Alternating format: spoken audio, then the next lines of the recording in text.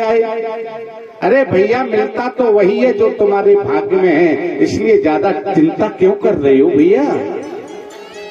भगवान का चिंतन करो, उस चिंतन से आपकी सारी चिंताएं मिट जाएंगी, कोई चिंता नहीं रहेगी। लेकिन देखो भैया, करना तो पड़ता है। अब नहीं करोगे तो मैं भाई अब कर भी क्या सकता हूँ, इसलिए आप लोगों को करना तो पड़ेगा।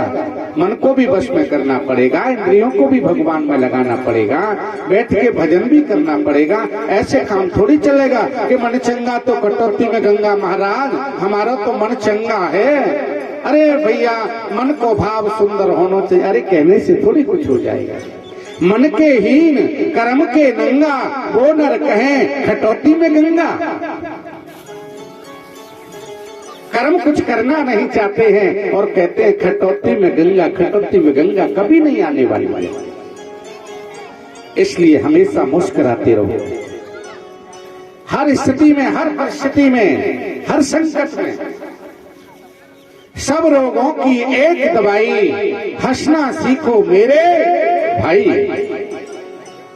एकदम ये मनुष्य शरीर बार बार थोड़ी मिलेगा भैया, ये तो मिल गया है जाने कौन से भाग्य से, कौन से पुण्य से।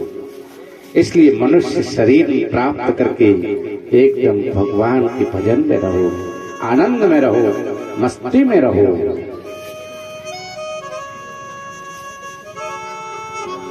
अपने आप को हल्का मत बनाओ बिल्कुल। वो अमीर क्या, जिसका दिल गरीब हो, और गरीब वो गरीब क्या, जिसका दिल अमीर हो।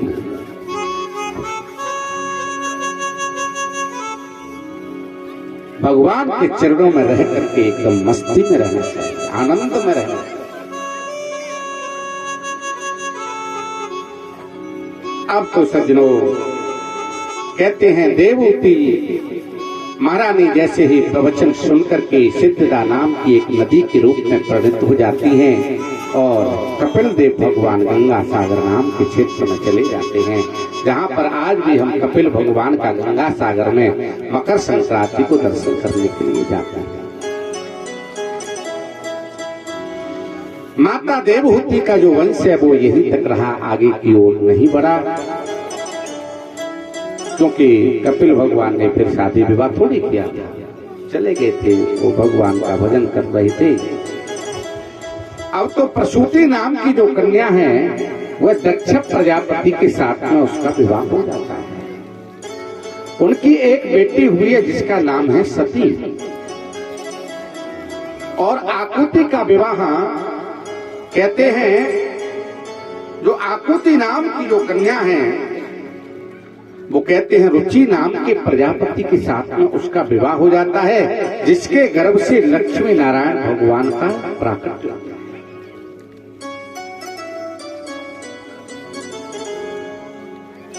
अब तो प्रसूति की जो कन्या है सज्जनों सती, सती का विवाह भगवान शंकर के साथ में हो जाता है। एक बार कोई पंचायत हुई थी तो उसमें सबने खड़े होकर के दक्ष प्रजापति का सम्मान किया था, लेकिन भोले भाले शंकर भगवान हमारे जो हमेशा राम राम कहते रहते हैं, उनको कोई ध्यान नहीं था। उन्होंने सोचा कि चलो हम बैठे हैं तो बैठे बैठे प्रणाम कर लो। अब दक्ष कौन है? जो क्रिया को महत्व देता है, लेकिन ये क्रिया के चक्कर में नहीं पड़ते हैं शंकर भगवान, वो तो भाव के चक्कर में रहते हैं। मन ही मन अपने ससुर से आपके लिए प्रणाम कर लिया, लेकिन ये समझ नहीं पाए बात को, और उनमें दोनों में सापासापी हो गई। नंदी ने ब्राह्मणों को श्राप दे दिया, और कभी ब्राह्मणों ने नंदी को श्राप दिया, शंकर भगवान को श्राप दिया। ऐसे करके आपस में इनका भाव में विरोधाभास हो गया। लेकिन शंकर भगवान के प्रति कोई ऐसा उनके अंदर कोई भाव नहीं था। लेकिन दक्ष प्रजापति तो अपने आप में कुछ समझता था ना, मैं राजा हूं, मैं प्रजापति हूं, मैं सबका राजा हूं। अब तो बस एक ही बात सोच रहा है कि अब मैं इसका अपमान कब करूंगा। अब अपमान करने की सोचने लगा।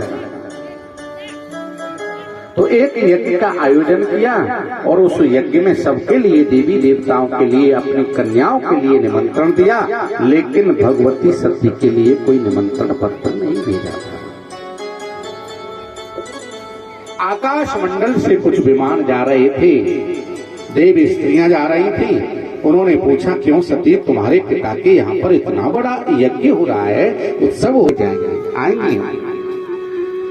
इस बात को जानकर के मेरे पिता के यहाँ पर यज्ञ हो रहा है, अब तो शंकर भगवान के चरणों में जाकर के बैठ जाती हैं, पैरों को यानी सेवा करना प्रारंभ कर दिया है। शंकर भगवान ने कहा कि आज तो बड़े पैर दाब रही हो, क्या बात है? बोले कुछ नहीं है, आपके जो ससुर साहब है ना, उनके यहाँ पर बहुत बड़ा एक यज्ञ का आयोजन है और वहाँ यज्ञ में क्या तुम नहीं चलोगे? और मैं तो जब कभी एक आध बार हो भी आई हूँ, लेकिन तुम तो कर करके पड़े रहते हो, कभी थोड़ी बहुत हंसी मजाक भी तो किया करो।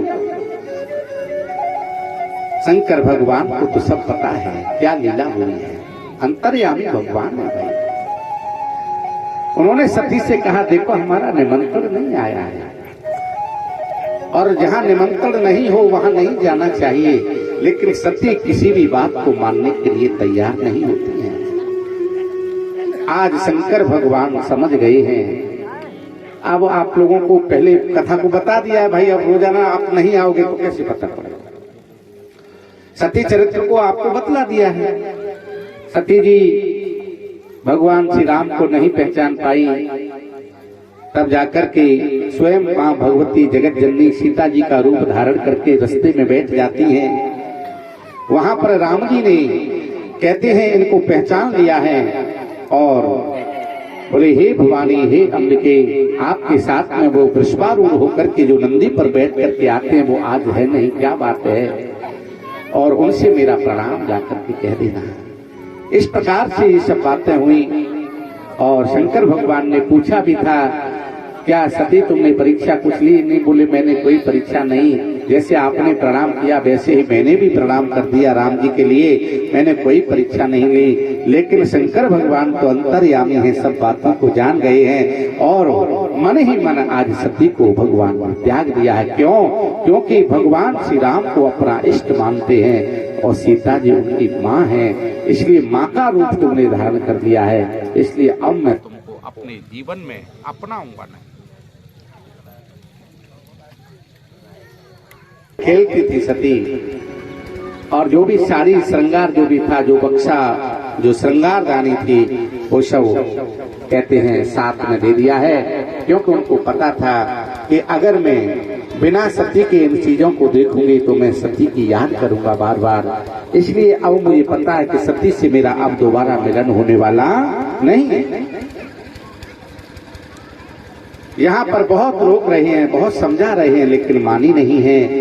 अब तो भूत प्रेतों और नंदी के साथ में उनको भेज दिया है। वहां जाकर के कहते हैं सभी जो बहन हैं, और यहाँ पर केवल एक ही भाव है शंकर भगवान का, केवल उनको सब पता है कि अब वो समय आ चुका है, शरीर को अब त्यागना है सती को।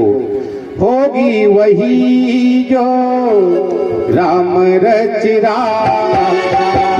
होगी वही जो राम रचिरा, तो कर करेगा बड़ा बरसा, तो कर करेगा बड़ा बरसा।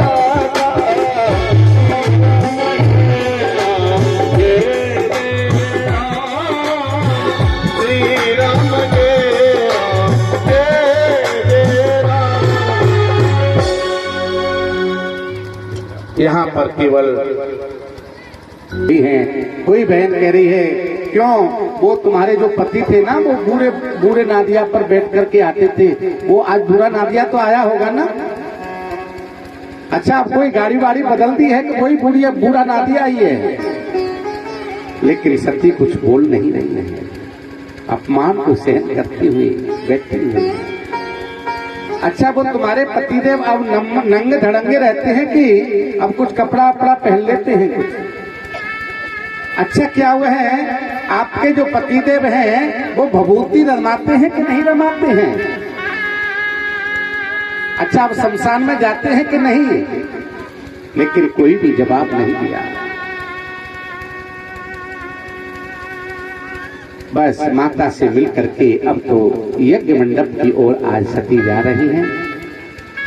वहां पर सब तरह कहते हैं, यज्ञ में जब वेदी बनाई जाती है तो वहां पर ब्रह्मा का स्थान, विष्णु का स्थान, शंकर का स्थान, इंद्र का स्थान, वायु का स्थान, अग्निदेव का स्थान, ये सब स्थान होते हैं भैया।